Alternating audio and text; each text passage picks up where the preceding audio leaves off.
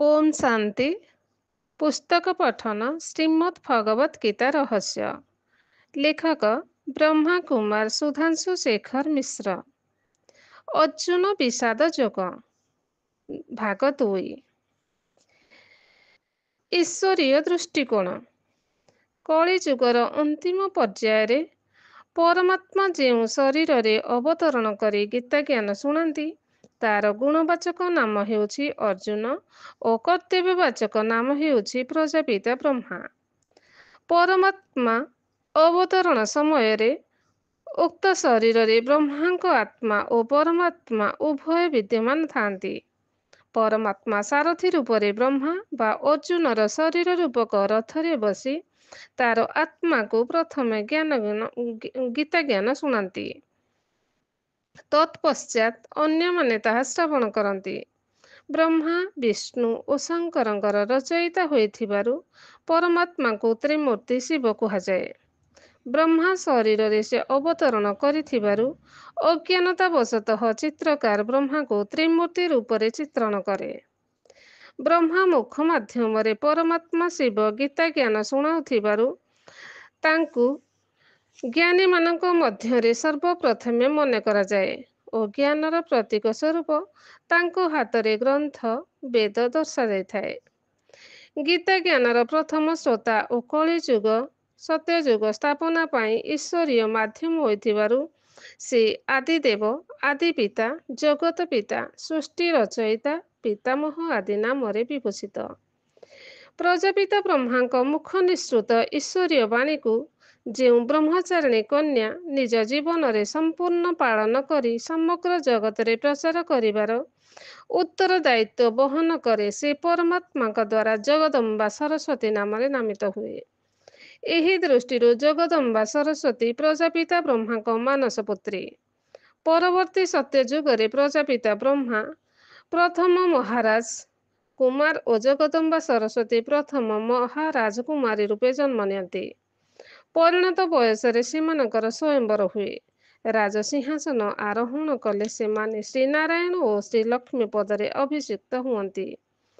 ईश्वरीय ज्ञान आधार रे विभिन्न पुस्तक रचना करी जो महान राजयोगी जनसाधारण को परमात्मा अवतरणर संदेश दियंती तांको परमात्मा संजय आख्या देछंती।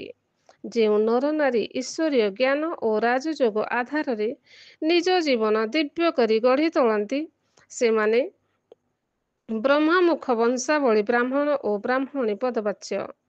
सेमाने सत्ययुग आनयन ईश्वरीय आभिमुख्य पूर्ति पाई निमित्त और निस्वार्थ भाव स्व तनु मन और धन विनियोग करुथिबारु सेमानकु परमात्मा शिव शक्ति पांडव सेना बोली कहती। परमात्मा निर्देश रे प्रजापिता ब्रह्मा प्रथमे निज तनु मन और धन ईश्वरीय सेवारे समर्पण करथिले। से स्वयं ईश्वरीय ज्ञान धारण करी ज्ञान यज्ञर रचना कले। ईश्वरीय भाषा रे एहार नाम राजसूय असमेध्य अविनाशी रुद्र गीता ज्ञान यज्ञ। आनुष्ठानिक भाव रे एहाकु प्रजापिता ब्रह्मकुमारी ईश्वरीय विश्वविद्यालय कुहाଯାଏ।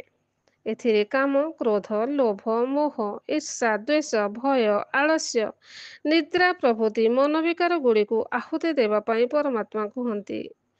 जो माने परमात्मा को एही निर्देश जीवनर शेष निश्वास पर्यंत पालन करती से माने आगामी सत्ययुगीय स्वर्गीय जगत रे देवी देवता रूपे जन्म नियंती और एही जन्म रे मध्य सुख शांति पूर्वक जीवन यापन करती। 1937 मसीहारू एही गीता ज्ञान यज्ञ प्रजापिता ब्रह्मांक द्वारा स्थापित होई अद्यावधि विश्व परिवर्तन कार्य प्रयासरत। विश्वर समस्त प्रमुख धर्म संप्रदायर मुख्य माने एही ईश्वरीय कार्य समर्थन और प्रशंसा करिसंती। तेणु विश्वास करा जाए जे ब्रह्मा मुख कमल प्रदत्त ईश्वरीय ज्ञान हेउछि प्रकृत गीता ज्ञान, कारण यह सांप्रदायिक मतवादरू ऊर्ध्वरे। उपयुक्त ईश्वरीय दृष्टिकोण संदर्भ रे महापुरुष अच्युतानंदଙ୍କ भविष्यवाणी प्रणिधान योग्य। 1482 मसीहारे तांकर आविर्भाव होइथिला। से तांको रचित गुप्त खेता मालिकारे प्रजापिता ब्रह्मांक शरीर रे परमात्मा शिवंक अवतरण तथा ମହାବିନାଶର ବିସ୍ତୃତ ବିବରଣୀ ପ୍ରଦାନ କରିଛନ୍ତି। ରୂଢ଼ିବାଦୀଗଣ କଳିଯୁଗକୁ ବର୍ତ୍ତମାନ ମଧ୍ୟ ଶିଶୁ ଅବସ୍ଥାରେ ଅଛି ବୋଲି କହୁଥିବା ବେଳେ ଶତାଧିକ ବର୍ଷ ପୂର୍ବେ ସେହି ମହାନ ଭବିଷ୍ୟତ ଦ୍ରଷ୍ଟା ନିକଟ ଭବିଷ୍ୟତରେ କଳିଯୁଗର ମହାବିନାଶ ଓ ପରମାତ୍ମା ଶିବ କର୍ତ୍ତୃକ ଜ୍ଞାନ ଯୋଗ ଦ୍ୱାରା ସତ୍ୟଯୁଗର ସ୍ଥାପନା କଥା ଭବିଷ୍ୟବାଣୀ କରିଥିଲେ। ସମ୍ପ୍ରତି ପରମାତ୍ମାଙ୍କ ଧରାବତରଣର ତାଙ୍କ ଭବିଷ୍ୟତବାଣୀକୁ ପ୍ରମାଣ କଲେ।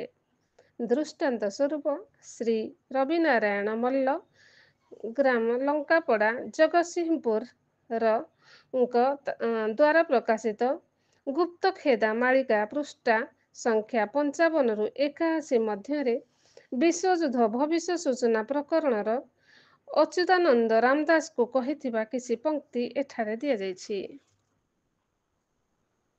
ଜଗତର ନାଥ ସେହି ପିତା ପରମାତ୍ମା ଜ୍ୟୋତି ରୂପେ ପ୍ରକଟ ଏଇ ବ୍ରହ୍ମଧାମେ ସତା। ଧର୍ମଗ୍ଲାନି ହେଲେ ଆସେ କଳି ଯୁଗେ ଧାଇଁ ସତ୍ୟଯୁଗ ସ୍ଥାପନର ଶୁଭ ବାଞ୍ଛା ନେଇ। ଦୁଷ୍ଟ ଜନ ଦୁଷ୍କୃତଙ୍କୁ କରି ପରିହାର ସାଧୁ ଯୋଗୀ ଋଷି ହେବେ ସତ୍ୟର ଠାକୁର। ଭଗବାନ ଜ୍ୟୋତିର୍ବିନ୍ଦୁ ଶିବ ନିଜେ ଆସି ଶିଖାନ୍ତି ଯେ ରାଜଯୋଗ ବ୍ରହ୍ମା ବିଦ୍ୟା ଇଛି। ସ୍ୱୟଂ ପରମାତ୍ମା ନିଜେ ପୃଥ୍ୱୀ ପରେ ଆସି ଜ୍ଞାନ ଗୁଣ ରାଜଯୋଗ ଶିଖାଉଛି ବସି। ଭାଗବତ ପୁସ୍ତକ ଯେ ଶାସ୍ତ୍ର ଶ୍ଲୋକ ଆଦି ଆଉ ନ ଚଳିବ ଏବେ ସବୁ ଯାଉ ହଜି। ଈଶ୍ୱରୀୟ ଜ୍ଞାନ ତତ୍ତ୍ୱ ପ୍ରଚାର ହୋଇବ ବ୍ରାହ୍ମଣ ମୁଖରେ ବେଦ ପ୍ରକାଶିତ ହେବ। ବ୍ରହ୍ମାଙ୍କ ନନ୍ଦନ ଅଟନ୍ତି ସର୍ବଜ୍ଞାନୀ ଧର ତାଙ୍କ ମୁଖ କମଳୁ ନିଃସୃତ ଜ୍ଞାନର। ସେ ଜ୍ଞାନକୁ ଧର ତୁହି ମନବଥି ଭାବ ସତ୍ୟଯୁଗକୁ ଦେଖିବୁ ମନ ଖୋଲି ତୁହି। ସ୍ୱୟଂ ଭଗବାନ ନିଜେ ଦିଅନ୍ତି ଏ ଜ୍ଞାନ ପତିତ ଶରୀରେ ଆସି ଗୀତା ଜ୍ଞାନ ଦାନ। କଳିଯୁଗ ସମାପ୍ତ ତ ଘଟିଛି ଆଗରୁ ସଙ୍ଗମ ଯୁଗ ଏ ଜାଣ ତାପରେ ସତ୍ୟକୁ। ସତ୍ୟଯୁଗେ ଦେବାଦେବୀ କରିବେ ଶାସନ ସାଧୁଛି ଯେ ରାଜଯୋଗ ବ୍ରହ୍ମାବଶ୍ୟଗଣ। ସ୍ୱୟଂ ଭଗବାନ ଆସି ଦେଇଛନ୍ତି ବୁଦ୍ଧି ପାଳନା ଲାଳନା ଦେଇ କରନ୍ତି ସୁବୁଦ୍ଧି। ଏହା ଅଟେ ସତ୍ୟବାଣୀ ନିଶ୍ଚୟ ଫଳିବ ଶାସ୍ତ୍ରଠାରୁ ପୃଥକ ଏ ଦୈବୀ ବାଣୀ ସାର। କଳ୍ପନା ନୁହେଁ ବିଧାତାର ଗାର ନିରାଟ ସତ ଏ ଅଟେ ବଜ୍ରନାଦ ବାଣୀ। ବ୍ରହ୍ମା ମୁଖରେ ଶିବ କହିଥିଲେ ପୁଣି ପୁରୁଣା ନାଶ ହୋଇଲେ ଆସିବ ନୂତନ। ନୂତନ ବି ଏକ ଦିନେ ହେବ ପୁରାତନ। ଏମିତି ଏ ସୃଷ୍ଟି ଚକ୍ର ଅନାଦି କାଳରୁ ଚାଲିଛି ତ ଚାଲୁଥିବ ସୃଷ୍ଟି ଆରମ୍ଭରୁ। ଦୁଷ୍କୃତ ବିକାର ପତିତ ଘଟି ହଟିଗଲେ ଜାଣ ଭାରତ ଉପରେ ସ୍ୱର୍ଗ ହୋଇବ ସ୍ଥାପନ। ଶ୍ରୀକୃଷ୍ଣ ଯେ ଜନ୍ମ ନେବେ କିଛି ବର୍ଷ ଗଲେ ରାଧାଙ୍କ ଦିବ୍ୟ ଜନ୍ମ ହୋଇବ ତ ଭଲେ। କ୍ରମଶଃ ଓମ୍ ଶାନ୍ତି।